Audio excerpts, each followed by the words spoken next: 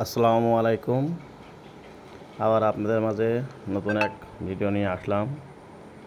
আমার ছাদ বাগানে ড্রাগন বেশ দেখতে অনেক সুন্দর। বেশগুলো মোটামুটি অনেকগুলোই ধরেছে। এর ভিতরে কিছু তোলার মতন হয়ে গিয়েছে। আলহামদুলিল্লাহ, সেগুলো আজকে তুলবো।